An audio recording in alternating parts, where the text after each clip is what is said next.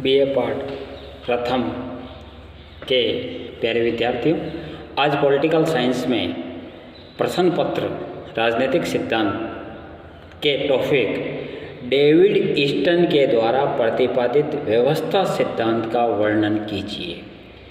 BA first year के प्यारे विद्यार्थियों, पॉलिटिकल साइंस का आज का जो टॉपिक है कि डेविड ईस्टन एक विद्वान का नाम था। डेविड ईस्टन के द्वारा प्रतिपादित व्यवस्था सिद्धांत का वर्णन कीजिए। प्यारे विद्यार्थियों, डेविड ईस्टन ने व्यवस्था सिद्धांत किस प्रकार दिया उसके बारे में पढ़ेंगे, जानकारी प्राप्त करेंगे, समझेंगे। राजनीति विज्ञान में व्यवस्था की अवधारणा का प्रयोग करने वाले विद्वानों में सबसे अग्रणी यानी सबसे आगे जो विद्वान था वह डेविड ईस्टन का नाम सर्वोपरि था। सन 1953 ईस्वी में प्रकाशित पुस्तक द पॉलिटिकल सिस्टम में डेविड ईस्टन की प्रसिद्ध पुस्तक 1953 में प्रकाशित हुई और उस प्रसिद्ध पुस्तक का नाम था द पॉलिटिकल सिस्टम में व्यवस्था सिद्धांत का प्रतिपादन किया गया है। डेविड ईस्टन ने अपने व्यवस्था सिद्धांत को मुख्य रूप से दो भागों में बांटा गया था। पहला निवेश प्रकार्य और दूसरा था निर्गत प्रकार्य। प्यारे विद्यार्थियों, व्यवस्था सिद्धांत को मुख्य दो भागों में बांटा गया था, निवेश प्रकार्य और दूसरा निर्गत प्रकार्य। निवेश प्रकार्य को पुनः दो भागों में बांटा गया। मतलब निवेश का मतलब होता है कोई भी व्यक्ति कितना धन लगाता है और क्या धंधा करना चाहता है। मतलब कोई भी व्यवसाय खोलना चाहता है, उसमें पूंजी यानी रुपयों की आवश्यकता होती है।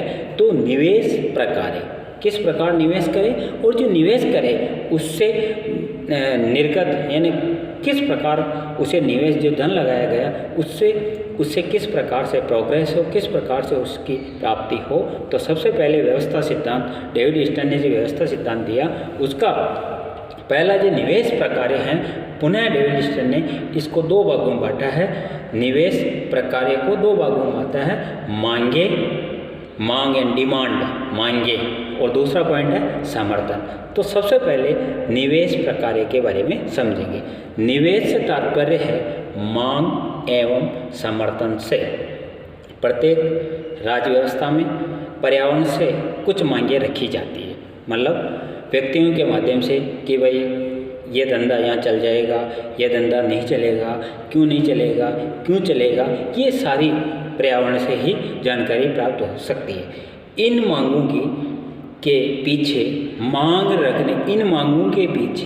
मांग रखने वाले का समर्थन होता है, क्योंकि मांगों का जन्म सामाजिक परिवेश से होता है। मांगों की वैधता, व्यवस्था की क्षमता तथा स्थायित्व को समझने में समर्थन सहायता करती है। मांगे निवेश के अंदर मांगे, पहला जो पॉइंट है मांगे, मांग मन की अभिव्यक्ति है। मांगे कई प्रकार की हो सकती है, अलग अलग क्षेत्र में अलग अलग डिमांड होती है। तो डेविड ईस्टन ने कहा कि मांगे कई प्रकार की हो सकती है। संकीर्ण भी मांगे हो सकती है, विशिष्ट भी हो सकती है, सामान्य मांगे भी हो सकती है। लेकिन व्यक्त करने वाले लोगों तथा उनके लक्ष्य पर निर्भर करता है कि मांग हमेशा सत्ता की ओर चलती है। मांगों के दो रूप होते हैं, पहला सुझाव, दूसरा निर्देश। मांग यानी डिमांड में सुझाव भी लिए जाते हैं, निर्देश भी दिए जा सकते हैं। तो मांगों के दो प्रकार होते हैं, पहला स्पष्ट तथा दूसरा अस्पष्ट। मांगे स्वार्थ तथा जनहित दोनों में हो सकती है। तो इस प्रकार निवेश प्रकार्य का पहला जो पॉइंट है मांगे, दूसरा पॉइंट समर्थन। राजनीतिक व्यवस्था में समर्थन एक महत्वपूर्ण निवेश है, क्योंकि बिना समर्थन मांगों का कोई औचित्य नहीं होता है। यानी मांग के समर्थन मिलता है तो वहाँ ही डिमांड होती है। समर्थन एक ऐसी कड़ी है जो पर्यावरण से जोड़ती है। बिना समर्थन के शासन में स्थिरता नहीं आ पा सकती है। सामाजिक एकता के लिए समर्थन आवश्यक है। बिना मांगे और बिना समर्थन मांगे नहीं आ सकती, इसलिए सामाजिक एकता के लिए समर्थन आवश्यक चीज़ है और समर्थन के द्वारा ही व्यक्तियों को निवेश करना चाहिए ताकि वो निर्गत प्राप्त कर सकें। तो इस प्रकार मांगे और समर्थन निवेश के अंदर दोनों पॉइंट आते हैं। अब दूसरा पॉइंट निर्गत प्रकार्य। निर्गत वे उत्पादित वस्तुएं हैं, मतलब निवेश जो किया जाता है उससे उत्पादन होता है, वह उत्पादित वस्तुएं हैं जो निवेश के रूपांतरण के बाद प्राप्त होती है। मतलब पहले निवेश करना पड़ता है और निवेश के आधार पर ही उसे कुछ चीज़ मिलती है। राजनीतिक व्यवस्था विभिन्न प्रकार के निवेशों पर निर्णय लेती है।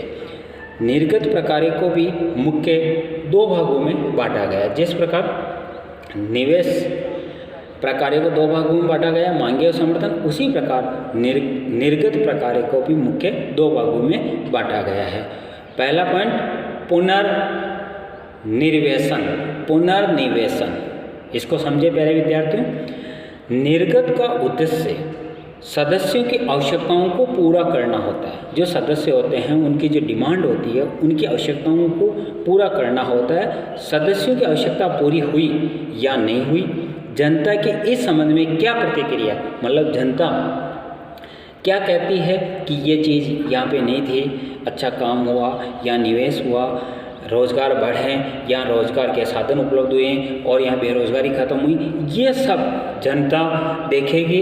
इस संबंध में कि जनता की क्या प्रतिक्रियाएं हैं, इस संबंध में जो सूचनाएं अधिकारियों के पास आती है उसे ही पुनर्निवेशन कहते हैं। पुनर्निवेशन का मतलब यहाँ पे ये चीज़ की आवश्यकता थी, क्या ये चीज़ की स्थापना की गई, निवेश किया गया और निवेश के द्वारा पुनर्निवेशन हुआ, ये सारी चीज़ें जनता और वहाँ अधिकारी जो लगे गए हैं उन अधिकारियों के पास जो सूचनाएं आती है जनता के माध्यम से, उसे ही पुनर्निवेशन कहते हैं। दूसरा पॉइंट परिवेश या पर्यावरण।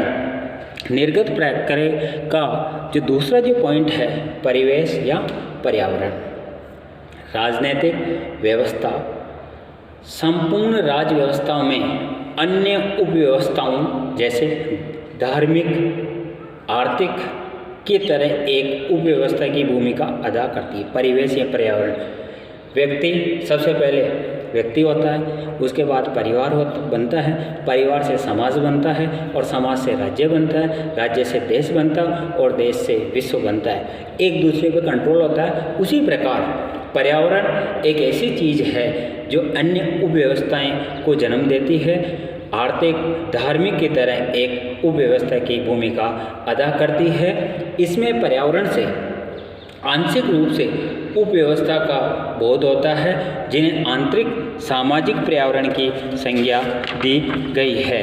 तो इस प्रकार निवेश प्रक्रिया में दो भागों में बांटा गया है, पुनर्निवेशन और दूसरा पर्यावरण।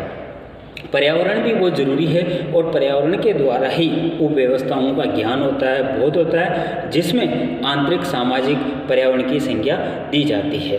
तो प्यारे विद्यार्थियों, आपके समझ में आया होगा पॉलिटिकल थ्योरी यानी राजनीतिक सिद्धांत का जो पहला प्रश्न पत्र है उसमें डेविड ईस्टन ने व्यवस्था सिद्धांत को किस प्रकार बांटा, किस प्रकार निवेश प्रक्रिया की बात कही, किस प्रकार निर्गत प्रक्रिया की बात कही। तो आज का ये जो टॉपिक था इसके बारे में समझा। प्यारे विद्यार्थियों, बहुत बहुत धन्यवाद।